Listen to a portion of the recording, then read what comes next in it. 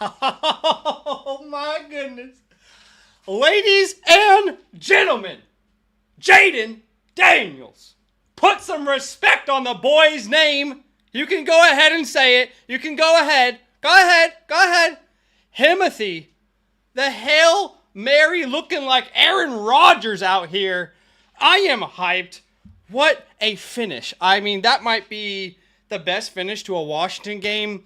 I can't remember the last time I was more excited, but I'm excited to be here with you guys. We're going to talk about players that have busted, but I had to give some love to my boy, Jaden Daniels. Number 1 versus number 2, and it ends like that? Sheesh. I mean, Washington's up. Washington's up, ladies and gentlemen. The Capitol is alive. The Capitol is feeling themselves right now. Let's talk about the week number 8, okay? So, names like Jalen Hurts, names like Bo Nix, Lad, the Space Creator McConkey, Cade Otton, every tight end in fantasy football, Cedric Tillman, James Cook, Kirk Cousins, Devon Achane, Josh Jacobs, Matthew Stafford. I mean, those are all the names that helped you win your week here in week number 8. Those are the guys that you're happy with right now, that you're excited to have on your roster. But that's not what we're here to talk about. We are here to talk about the players that potentially cost you a win in week 8. And we're here to discuss whether it is time to panic on them, what the overall panic level is from 1 to 10, and how we should operate moving forward, if we should change anything at all. Do me a massive favor. Go ahead and smash that like button on today's stream. I got a like goal of 200 likes. With your help, I know we can get there. And I'm telling you, after that Washington win, I am feeling myself. All right. So I could say anything right now. All right. I have no idea what will come out of my mouth. Let's start off with the quarterback position. Okay. And got to go from a high to a low here. And the unfortunate reality is Jordan Love did sustain an injury. He's on the groin index, if you will, if you know the footballers. Okay. Yeah, that boy's groin's all messed up. All right. Something ain't right. I mean, it's probably a good time because it's about to be No Nut November. So, all I'm going to say, it could be worse times to suffer a groin injury, Jordan Love. Okay? No Nut November is about to be here, and you are primed to be dry the entire month. It is, we don't know how long this is going to last. We have no idea how long this is going to last.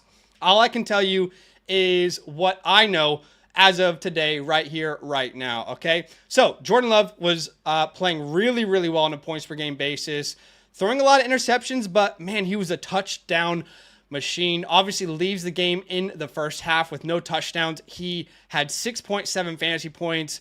Definitely busted if you started him in fantasy. I'm sorry, but let's talk about it. We always try and find some Twitter doctors that, we like or we feel like we can rely on, and shout out to Jeff Mueller. He says, Jordan Love has been limping throughout the game. Don't see much on the last play of his, but it's likely an aggravation of his prior left MCL that has been bugging him. That was one person's opinion. We don't really have a ton of other information. I have seen other people claim that it was a groin injury. So that is also on the table. And it's just, at this point, we have literally no idea. I mean, we've even got Matt LaFleur coming out here. He says, I do not know. No idea. But obviously, this is a high-level concern. So, at this moment in time, I cannot tell you what the severity of this injury is. What I can tell you is it's no bueno, okay? No one liked that, all right? No one wanted to see that happen. But unfortunately, this is the reality of playing football, okay? You are going to sustain some injuries, but a groin injury, that's a multi-week absence, all right? If it is truly a groin injury, and if it's something that he's going to deal with for a while, that's not we'll get him back on the field next week. This could be Malik Willis for a while, and that's going to impact every single Green Bay Packer offensive weapon.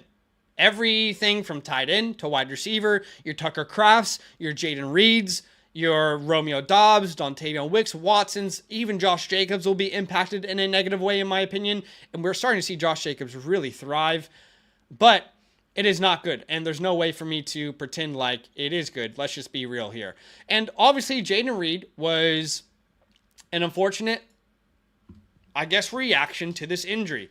Now, this is really strange for Jaden Reed. I'll be honest with you guys, because Jaden Reed, it felt like he was on the Amon-Ra St. Brown trajectory for a breakout. Did anybody else feel that? Was that just me? But I felt like he was on that trajectory towards like this second-year player, playing really well, dominating, touchdown earner, target earner. And in the last couple weeks, we've seen that target share just slip each and every week. It's starting to become a genuine concern because if you drafted Jaden Reed, you were probably worried initially that, well, they've got Romeo Doubs and Watson and Wicks and Kraft.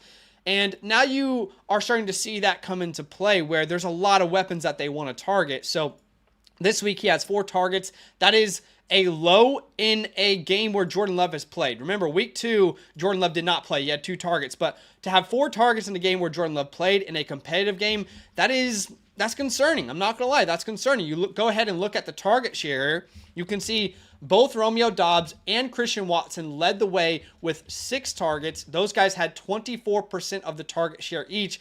And then you've got Jaden Reed out here with just 3 targets, a 12% target share. That is less than ideal. I mean, 12% of any offense is not going to be an offense or a player that you really want to be a part of, right? I mean, we saw this last year too, though. I mean, because there's so many weapons in Green Bay. We saw plenty of games where, he had 4 targets or 5 or 6 or 3 or 4. So this isn't uncommon. He really thrived on touchdowns last year. And if we're going to have Jordan Love out multiple weeks and we're starting to see a real competition for target share here in Green Bay, I mean, we need to start maybe adjusting expectations for Jaden Reed from a top 12 finish potentially. So now like a top 24 feels more realistic at this point. So panic level for me is a strong 5 out of 10. It's a strong 5 out of 10 at this moment. But let's keep the ball rolling. Hopefully, for Jaden Reed's sake, we will not have Jordan Love out an extended period of time.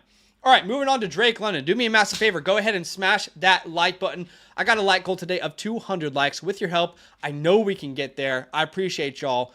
You guys are absolutely incredible. All right, Drizzy Drake London. I don't want to spend too much time on this one. It was a bit strange, I'll be honest. But Mama said there'd be days like this. That's what I'm chopping it up to.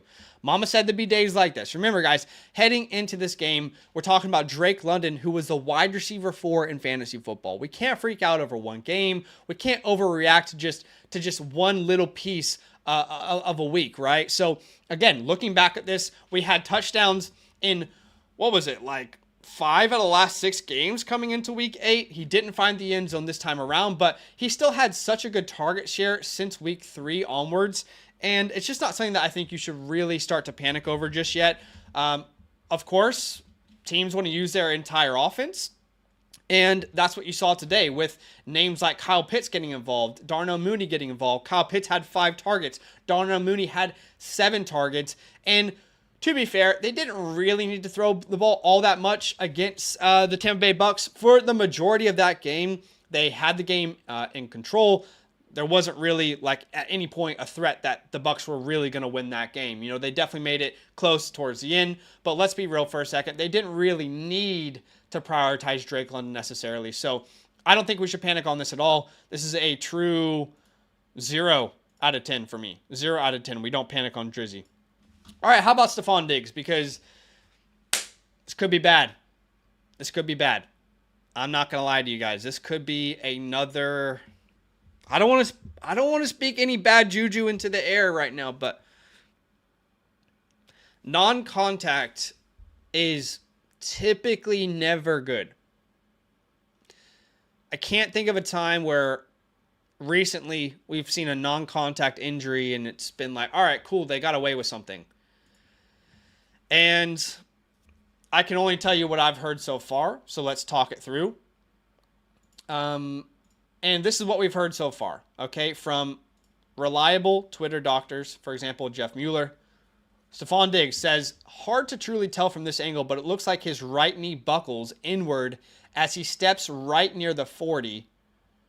Primary concern for an ACL injury. Hopefully he got lucky and it's just a meniscus. But based off the initial video, it doesn't look good. Now you can see another video here from Ari Alex where you can actually see Stephon Diggs walking off on his own power. Now, that's great, but that doesn't mean it's not a serious injury.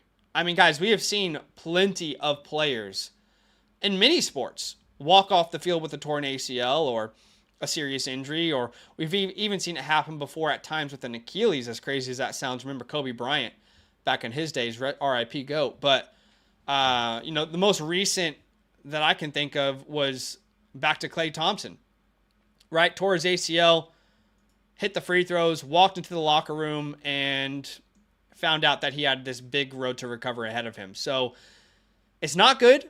I mean, let's look at the video one more time here. I don't want to focus too much on the video, but you can see they say as soon as he hits the 40 is when the knee buckles. So right here. And I can see some buckling, but it's not HD enough to see any sort of ligaments or to make any real reactions from that video. But I'll be honest, it just doesn't sound good. It doesn't look good, doesn't feel good, doesn't sound good. There's a legitimate scenario here where Tank Dell is the wide receiver 1 for this team next week. And then they get Stephon Diggs, or they get Nico Collins back. But if you own Tank Dell, look, it's not good, right? But if you own Tank Dell, I'm trying to just show you like the bright side at the end of the tunnel. So if you're a Tank Dell owner, this is potentially good news for you. As far as Stephon Diggs, just him as a person, I feel bad for him, quite frankly, because he was playing incredible. He was playing high-tier wide receiver football. He was the wide receiver 6 in fantasy football. He was consistent. He was a reliable option over the middle of the field for Nico Collins, or CJ Stroud. So I definitely feel bad for him. But what can you do, man? This is the nature of the game. And unfortunately, if you have Stephon Diggs, just be prepared for the worst. I don't think this means you pick up anyone from the waiver wire. Like, I actually don't feel like I'm not going to tell you to go pick up Xavier Hutchinson or Dalton Schultz, because the reality is we're probably going to get Nico Collins back in week 10. I just don't feel like there's any reason for me to suggest to you right now to go up, and pick up, John Mechie? Robert Woods? I don't know. So overall, this is a 10 out of 10 panic. 10 out of 10 panic. This could be the end of Stephon Diggs' season, point blank, period. And hey, if you got any black magic out there and you practice, whip some shit up. I don't know what you got to do, okay? The Chiefs had some black magic, and they were working on it for Rashee Rice, but they didn't get the spell quite right. I don't think they had the actual unlock codes. You know how GTA, right trigger, left trigger, double triangle. They didn't get the right code, and it didn't work. But yeah, non-contact, not good.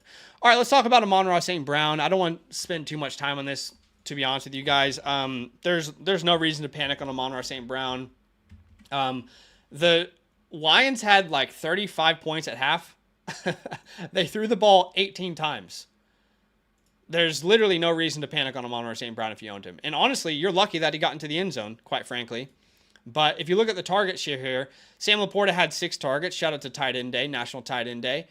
But this isn't, something to freak out about. There wasn't really a moment in this game at all where they needed to throw the ball. They had the game in hand. And there wasn't really a single moment where they were like needing to throw the ball, or they were worried about the outcome of the game.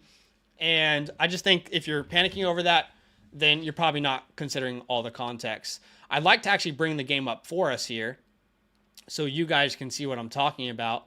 I'm sure most of you watched it, but in case you didn't, let's talk about it here, okay? So this is the game we're talking about. You can see play by play, and if we look strictly at scoring plays here, so the score was 14-35 at half. All right, at halftime. They won the game 52-14. There wasn't really a moment where they needed to throw the ball, or where it would have really made any sense for them to have thrown the ball. I mean, if you go to the box score, you've got Jared Goff, who threw 85 yards today. All right, that's an outlier. You don't worry about that. You don't freak out about that. 85 yards for Jared Goff is an outlier. We all know that. Sam Laporta comes away with 48 yards. So, no, the panic level on Amon-Ra St. Brown is 0. It's non-existent. It's a fugazi. It doesn't exist, okay? Let's talk about Amari Cooper, because what the hold on. I need to... Okay. I'd love the Bills organization just to sit me down and talk to me like I'm 5 years old and explain this one to me. So you just traded for the guy last week and you gave him more opportunities last week, and then and you're not. So hold on the goal line, you're not even throwing fade balls to him. It's Keon Coleman. I get it. Keon Coleman's a jump ball guy. What are we doing with Keon? What are we doing with Amari? Do you know where you want Amari to work for you in this offense? Do you have any plan for Amari in this offense? Because typically we want to see some sort of progression from his second game with the team, but he comes out this week, and it's not like they weren't throwing the ball. You can't even just come out here and be like, well, they weren't throwing the ball to anybody. That's just not true. Quite frankly, respectfully, that's just not true, right? Khalil Shakir had 10 targets. Shakir's a good player. I get it. Keon Coleman had 7. Kincaid had 7. We've got more targets to James Cook, okay? We've got the same amount of targets to Dawson fucking Knox. Can Dawson Knox move on from this team? Dawson Knox is the biggest cock block in Buffalo right now. It sucks for Dalton Kincaid. It's just annoying. Can Dawson Knox go away, please? But 2 targets, 1 catch for 3 yards. What is your plan with Amari Cooper? This makes no sense. This really makes no sense. I guess, are we in a situation where he and Keon, every other week, it's going to matter if they need to throw the ball? Because that's a really tough thing to project on a week-to-week basis. I don't know, guys. I don't know. The Amari Cooper stuff is weird. I'm not going to lie. I don't understand how you play 36% of the targets last week, and you get 36% of the snaps. You get 5 targets. You catch a touchdown, and then you come out today and have 2 targets. I don't get it. I genuinely don't understand it. Panic level, strong 5 out of 10. Because if you have Amari Cooper on your team right now, your hope after this trade was that he would be the unquestioned number 1 wide receiver in Buffalo. That didn't look like that to me, did it? Right? I mean, I didn't take that away from today's game. Not when you're getting the same amount of targets as a tight end 2 on the team. So yeah, this is a strong 5 to 6 out of 10, man. Strong 5 to 6 out of 10. All right, let's talk about the next name here, Davante Adams. All right, Davante Adams comes out, 4 catches, 54 yards, 9 fantasy points. I'm sorry, Jets fans, if I'm being 100% honest with you, but it's kind of a shit show in New York right now. You can't beat the Patriots. Well, no, Zach, you don't understand, because the Patriots have this young quarterback named Drake May, and the dude's a fucking stud, man. The guy is like the next dude in this league. Wait a second. No, but see, Drake May didn't play in the second half of this game. He went out with an injury. So you're telling me that Aaron Rodgers, Davante Adams, Breece Hall, Garrett Wilson lost to a Patriots team, the doormat of the league, a Patriots team led by Jacoby Brissett, a team that was averaging 11 points per game without Drake May. And this team in New York, who is all in, they just traded for Davante Adams. You couldn't beat the Patriots? If you are still a Jets fan, I have to salute you. Why are you doing this to yourself? At this point, you're hurting yourself, and you know the outcome is pain. But this is weird, man. This is weird. I do expect Davante Adams to be much better. Upcoming schedule is actually pretty favorable for him to figure it out. So, for example, you've got Houston next week, which you can throw on. Then you've got Arizona and Indianapolis. So those are 2 or 3 really good matchups to try and bounce back in. But The Jets are 2-6. I mean, they are very close to be eliminated from the playoffs, and we're what, week 8? That's absolutely crazy, man. Absolutely crazy. But yeah, what's the panic level in fantasy?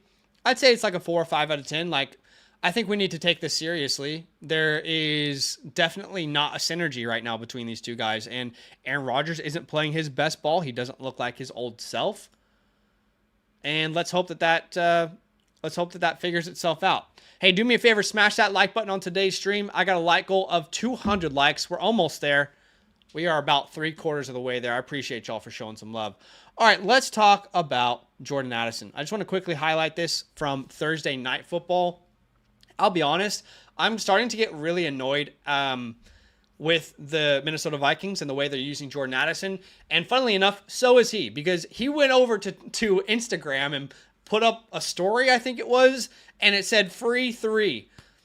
Okay, well, like, respectfully, Jordan, I like you a lot, but you can't be going fucking Tokyo Drift in the offseason and the team stands beside you, and now that you're not getting targets, you complain. Like, respectfully, Justin Jefferson's on your team, okay? And again, you went Tokyo Drift and they stood beside you. Like, I don't know, like, maybe just calm down for a second, buddy. Maybe let the targets come to you. You're not Justin Jefferson, are you? All right, you're not Tyreek Hill. You're not Jamar Chase. You don't deserve. You don't have the aura. All right, you don't have the aura to go. You're not Terrell Owens. All right. No, if you go outside on your drive walk and do sit-ups, there's going to be no news crews there to record it. Will there? Okay. So Jordan, why don't you just pipe down, put the work in offline, and earn some goddamn targets? All right. I'm sick and tired of your bullshit. Too much? Maybe. My bad. But right now, between him and Jalen Naylor, it's like they're the same player to this team. Honestly. You can see in the last 2 weeks, you got Jordan Addison with 4 targets and 3 targets. Not inspiring. Jalen Naylor in the last 2 weeks with 5 targets and 4 targets. Again, 9 targets for Jalen in the last 2 weeks and only 7 for Jordan Addison. So, I don't know, man. Hey, Jordan. You're not that guy, pal. Huh? Maybe get in the weight room. Maybe stay after practice, and you don't need to go drag racing every night. Maybe put some extra hours in the gym or on the jugs machine, brother. Clearly, Sam Darnold doesn't see what he needs to see in you yet. And by the way, this team was undefeated without your ass. Wake the fuck up. Okay, moving on. All right. Too much? Family friendly? My bad.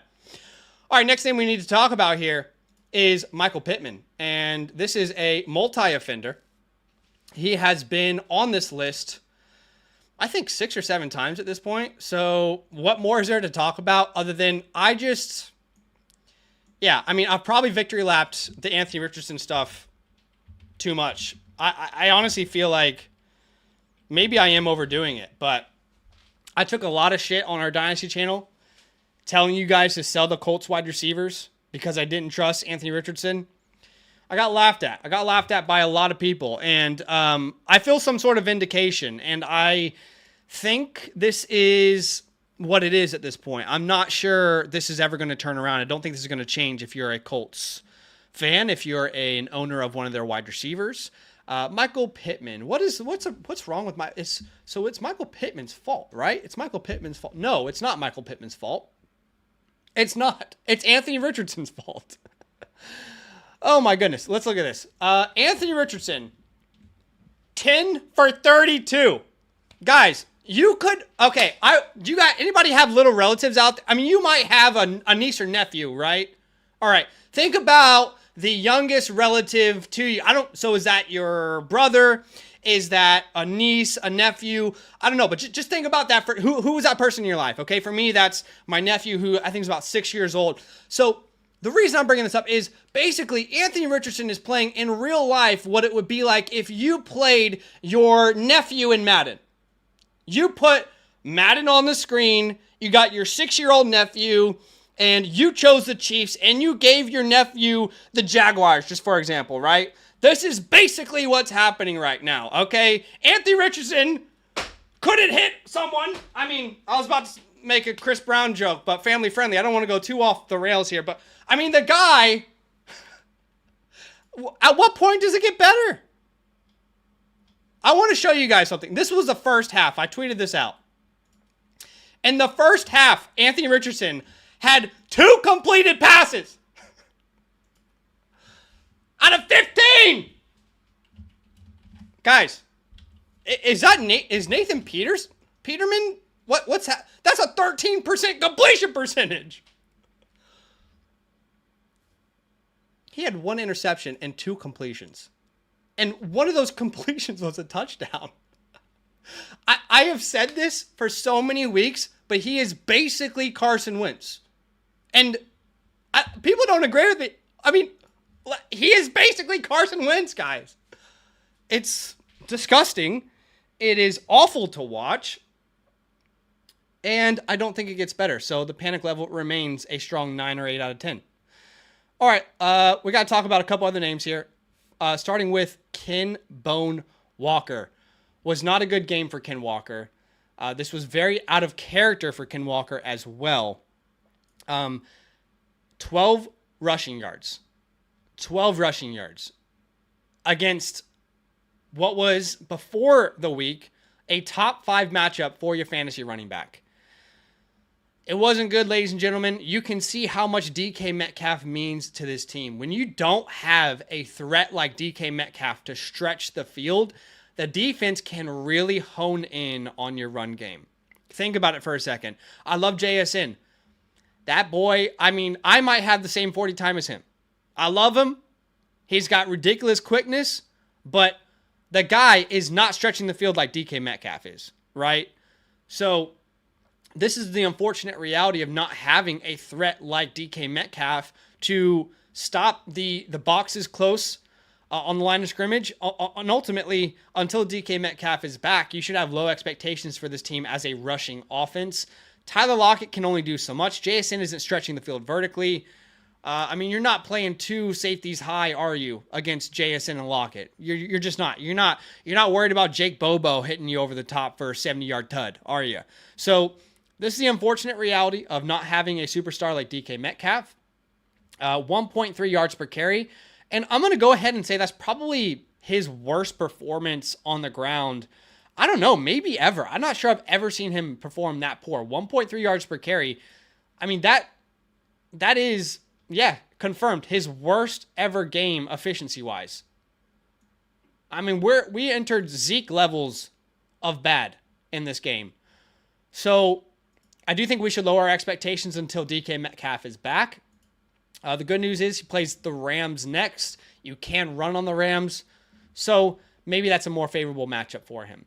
Now, another name, and unfortunately I lost the graphic, but another name that we should just quickly talk about is Breece Hall. It was a strange day for Breece Hall, to be honest, because there was never a point where,